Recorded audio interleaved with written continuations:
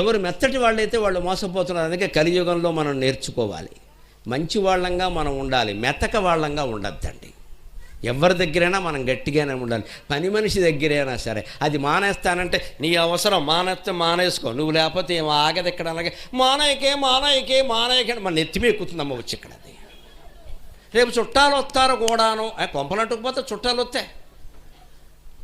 పని మనిషి విషయంలో కూడా మనం ధైర్యంగా ఉండలేము. అంత బెంగ అవసరమా? లోకు కట్టింది, ఇలా చేసుకోలేదు, చచ్చినట్టే 1000 రూపాయలు పెంచడమే ఎక్కడ?